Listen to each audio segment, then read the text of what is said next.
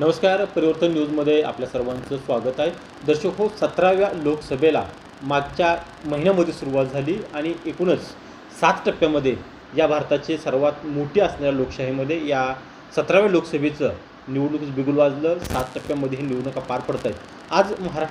आज या निवडणुकीला 7वा टप्पा पार पडत असतानाच एकूणच हे सर्व मतदानाची प्रक्रिया संपते आहे आणि 4 तारखेला एकूण निकाल या ठिकाणी येऊ ठेपला. 4 तारखेला निकाल आहे. नेमकी सत्ता कोणाची येणार यावरती अनेक दावे प्रतिदावे केले जात असतात. प्रत्येकजण आपापल्या पद्धतीनं अंदाज व्यक्त करतो आहे. त्याच पद्धतीनं आम्ही आमच्या या न्यूजच्या माध्यमातून सुद्धा एकंदरीत महाराष्ट्रातला जो काय अंदाज आहे, महाराष्ट्रातला जो काय कल आहे, महाराष्ट्रातल्या नागरिकांचा काय मूड आहे, तो आम्ही या माध्यमातून मांडण्याचा एक प्रयत्न करतो आहे. प्राथमिक हा अंदाज असणार आहे. असं आपण जर पाहिलं गेलं तर महाराष्ट्रात ज्या निवडणुका होत्या त्या एकूण 48 जागांसाठी साधारण 5 टप्प्यामध्ये या निवडणुका झाल्या.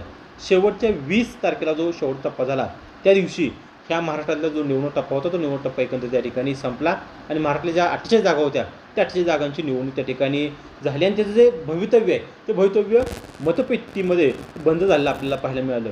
सुरुवातीला आपण जर एक आढावा घेतला तर साधारण एकूण ज्या 48 जागा आहेत त्या 48 जागांमध्ये महायुती आणि महाविकास आघाडी या दोन्हीमध्ये ह्या जागा वाटप झाल्या. एकंदरीतच खूप मोठं कौशल्य होतं, खूप मोठं अडचणीचं ठरत होतं की नेमका जागा कोणी घ्यायच्या, किती घ्यायच्या. कारण महाराष्ट्रातलं बदलतं राजकारणाचं स्वरूप पाहिलं तर ह्या जागा घेणंसुद्धा खूप जागा वाटपाचा तिढा हा खूप मोठा होता. मात्र त्या पक्षानं त्यांची कौशल्य वापरून त्या जागाचा तिढा सोडवला. तर आपण पाहिलं तर महायुतीच्या माध्यमातून बघितलं तर भाजपनं सर्वाधिक ज्या जागा आहेत त्या सर्वाधिक जागा या भाजपनं 28 जागा लढवल्या.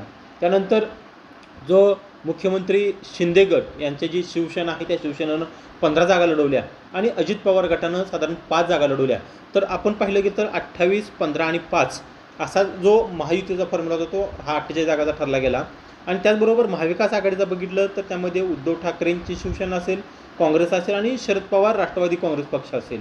त्यांचा जर विचार केला तर सर्वाधिक जागा या उद्धव ठाकरे गटानं लढवल्या होत्या. त्या जागा साधारण 21 जागा होत्या.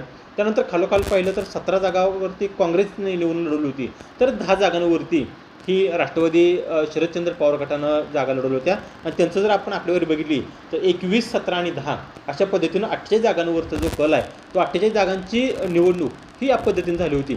एकंदरीतच नागरिकांचा जर कल आपण पाहिला महाराष्ट्रापुरता तर या ठिकाणी साधारण ज्या महायुती आहे त्या महायुतीला 24 जागा मिळण्याचा कल आहे आणि महाविकास आघाडीला सुद्धा साधारण 23 जागांवरती कल या ठिकाणी महाराष्ट्रातल्या जनतेचं जे मत आहे ते त्या पद्धतीने नोंदवलं गेलं लक्षात येतं आहे.